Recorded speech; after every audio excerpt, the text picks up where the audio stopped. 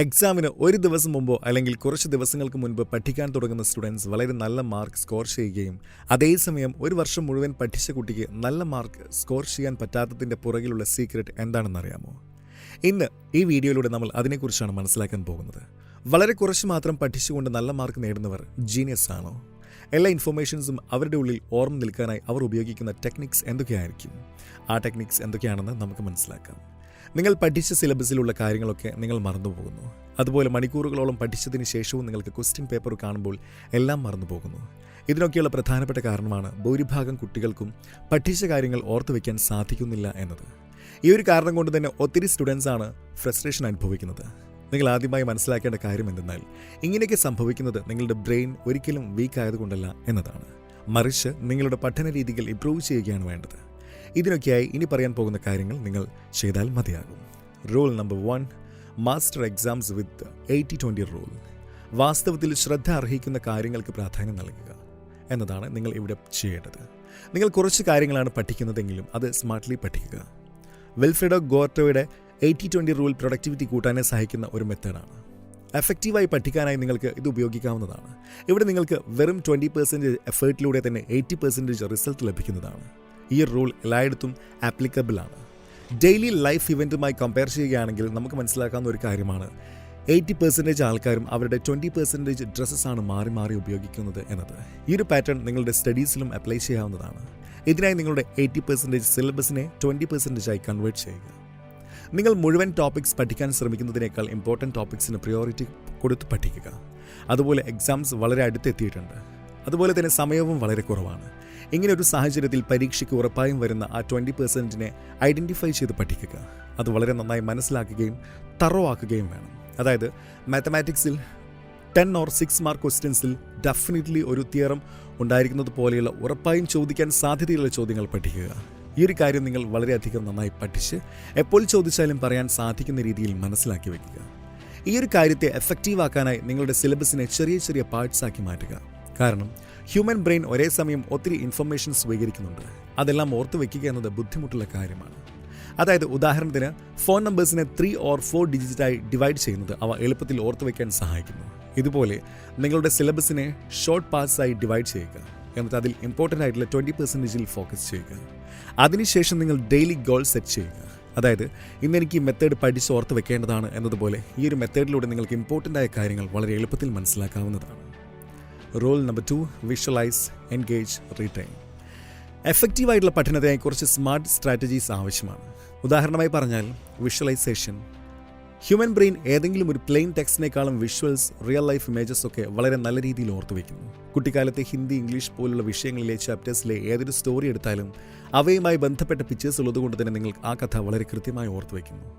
നിങ്ങളുടെ പഠനം സിമ്പിളാക്കുന്നതിനായി flow charts അതുപോലെ തന്നെ ഡയഗ്രാംസ് ഉപയോഗിച്ച് പഠിക്കുന്നത് നല്ലതാണ്. ഇനി നിങ്ങൾക്ക് ഏതെങ്കിലും ഒരു ടോപ്പിക് ബുദ്ധിമുട്ടായി തോന്നുകയാണെങ്കിൽ അതിനെ ഒരു സ്റ്റോറിയിലൂടെ രീതിയിൽ മനസ്സിലാക്കൂ. അങ്ങനെ ചെയ്യുന്നതിലൂടെ ആ ടോപ്പിക് ഓട്ടോമാറ്റിക്കലി നിങ്ങളുടെ ഓർമ്മയിൽ പതിയുന്നതാണ്.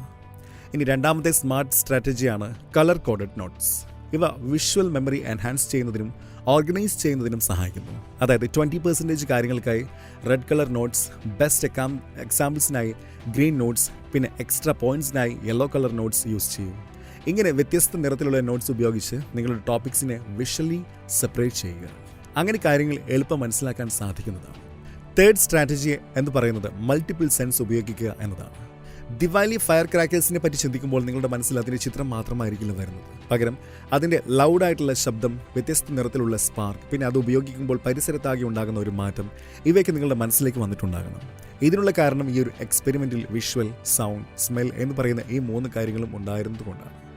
റിസർച്ചുകൾ പറയുന്ന കാര്യമാണ് മൾട്ടിപ്പിൾ സെൻസറി ലേണിംഗ് മനുഷ്യൻ്റെ ലോങ് ടേം മെമ്മറി വളരെയധികം എലോങ്ങേറ്റ് ചെയ്യുന്നു എന്നത്. അതായത് പഠിക്കുന്ന സമയത്ത് പിക്ചേഴ്സ്, സൗണ്ട്സ്, പിന്നെ ഫിസിക്കൽ റൈറ്റിംഗ്സ് തുടങ്ങിയവയ്ക്ക് ചെയ്യുന്നതിലൂടെയും പിന്നെ റിവിഷൻ ചെയ്യുന്നതിലൂടെയും ആ ഒരു ടോപ്പിക്കിൻ്റെ പേര് കേൾക്കുമ്പോൾ തന്നെ നിങ്ങൾക്ക് അവയെക്കുറിച്ച് എല്ലാ കാര്യങ്ങളും ഓർമ്മ വരുന്ന തരത്തിലേക്ക് കാര്യങ്ങൾ എത്തിക്കുന്നു. അതിനുള്ള കാരണം നിങ്ങളുടെ ഹാൻഡ്സ്, ബ്രെയിൻ അതുപോലെ തന്നെ ഐസ് ഒരുമിച്ച് പ്രവർത്തിക്കുന്നതുകൊണ്ടാണ്. ഇതിലൂടെ മെമ്മറി റിട്ടൻഷൻ പവറും വർദ്ധിക്കുന്നു. Visualisation, colour code notes, multi sensory ആയിട്ടുള്ള കാര്യങ്ങളൊക്കെ തന്നെ നിങ്ങളുടെ പഠനത്തിൽ ഉൾപ്പെടുത്തൂ. അങ്ങനെ സ്മാർട്ട് സ്റ്റഡി ചെയ്യൂ. ഇവ പിന്തുടരുന്നതിലൂടെ നിങ്ങൾക്ക് എഫർട്ട്ലെസ്ലി മാർക്സ് നേടാൻ സാധിക്കുന്നതാണ്. Rule 3, link it to learn it. Unlock better memory with associations. Exam സമയത്ത് നിങ്ങൾ പഠിക്കുന്ന കാര്യങ്ങളെ 2 കാറ്റഗറിയായി ഡിവൈഡ് ചെയ്യാവുന്നതാണ്. അതിലൊന്ന് ന്യൂ ഇൻഫർമേഷൻ, 2 എക്സിസ്റ്റിംഗ് ഇൻഫർമേഷൻ, അതായത് നിങ്ങൾക്ക് നേരത്തെ അറിയാവുന്ന കാര്യം. 1972 സ്റ്റഡീസ് പറയുന്നത് എന്തെന്നാൽ നിങ്ങൾ ന്യൂ ഇൻഫർമേഷൻ അഥവാ കോൺസെപ്റ്റ്സ് എക്സിസ്റ്റിംഗ് നോളജുമായി ബന്ധപ്പെടുത്തി പഠിക്കുകയാണെങ്കിൽ അത് നിങ്ങളുടെ മെമ്മറിയെ ഒത്തിരി മെച്ചപ്പെടുത്തുന്നു എന്നതാണ്. അതായത് 10th ക്ലാസ്സിൽ ട്രിഗണോമെട്രി പഠിക്കുന്ന സമയത്ത് ബേസ്, പെർപെൻഡിക്കുലർ പിന്നെ ഹൈപ്പോട്ടൻസിനെ കുറിച്ച് മനസ്സിലാക്കുന്നതിനായി ചില കോഡ് വേർഡ്സ് ഒക്കെ ഉപയോഗിച്ചത് ചിലപ്പോൾ നിങ്ങൾക്ക് ഇപ്പോഴും ഓർമ്മയുണ്ടാകും. ഇനി പൊളിറ്റിക്കൽ സയൻസ് പഠിക്കുന്ന സമയത്ത് പുതിയ റൂളിനെ നിങ്ങൾക്ക് നേരത്തെ അറിയാവുന്ന റൂളുമായി റിലേറ്റ് ചെയ്ത് പഠിക്കുക. പുതിയ കാര്യങ്ങളെ ഫെമിലിയർ തിങ്സുമായി റിലേറ്റ് ചെയ്ത് പഠിക്കുമ്പോൾ നിങ്ങളുടെ ബ്രെയിനിൽ ഒരു മെൻ്റൽ വർക്ക് രൂപപ്പെടുന്നു. ഇതിലൂടെ എക്സാം സമയത്തെ കാര്യങ്ങൾ ഓർത്തെടുക്കുക എന്നത് കൂടുതൽ എളുപ്പമാകുന്നു. Number 4, daily habits for study and success. Routine and repetition. നിങ്ങൾ എത്ര തന്നെ നന്നായിട്ട് പഠിച്ചിട്ടും അത് കൃത്യമായ രീതിയിൽ റിവിഷൻ ചെയ്യുകയോ തുടർന്ന് കൊണ്ടുപോവുകയോ ചെയ്യാതിരിക്കുകയാണെങ്കിൽ അതുകൊണ്ട് നിങ്ങൾക്ക് പ്രതീക്ഷിക്കുന്ന അത്രയും ഫലം ലഭിച്ചു എന്ന് വരില്ല. അതുകൊണ്ട് തന്നെ ഒരു ടൈം ടേബിൾ പ്രകാരം കാര്യങ്ങൾ ചെയ്യേണ്ടത് വളരെയധികം പ്രാധാന്യമുള്ള കാര്യമാണ്. ഒരു ദിവസം നിങ്ങൾക്ക് ചെയ്യാനുള്ള കാര്യങ്ങൾ എന്തൊക്കെയാണെന്ന് ഒരു പേപ്പറിൽ എഴുതി വയ്ക്കുക. അതിനുശേഷം ഓരോരോ കാര്യങ്ങൾക്കായി കൃത്യമായ സമയം മാറ്റിവെക്കുക. ഇത് ചെയ്യുന്നതിലൂടെ തന്നെ നിങ്ങൾക്ക് നല്ലൊരു ടൈം ടേബിൾ കിട്ടുന്നതാണ്. Point number 5, short breaks, big game. പഠിക്കുന്നതിനിടയ്ക്ക് ചെറിയ ചെറിയ ഇടവേളകൾ എടുക്കുന്നത് വളരെ നല്ലതാണ്. നിങ്ങൾ വിശ്രമിക്കാതെ ഇരുന്ന് പഠിക്കുകയാണെങ്കിൽ നിങ്ങളുടെ ഊർജ്ജം പെട്ടെന്ന് നശിച്ചു പോകുന്നതാണ്. കൺസിസ്റ്റൻസി മെയിൻറ്റെയിൻ ചെയ്യാൻ സാധിക്കാതെ വരികയും ചെയ്യും. അതുകൊണ്ട് തന്നെ കൃത്യമായ അളവിൽ ബ്രേക്സ് എടുക്കുക. വളരെയധികം റിലാക്സിംഗ് ആയ കാര്യങ്ങൾ ഇടവേളയുടെ സമയത്ത് ചെയ്യാവുന്നതാണ്. ഈ പറഞ്ഞ കാര്യങ്ങൾ നിങ്ങൾ പിന്തുടരുകയാണെങ്കിൽ ചുരുക്കം സമയം കൊണ്ട് നിങ്ങൾക്കും നല്ല രീതിയിൽ പരീക്ഷകളെ നേരിടാൻ സാധിക്കുന്നതാണ്. വീഡിയോ ഇഷ്ടമായെന്ന് കരുതുന്നു. താങ്ക്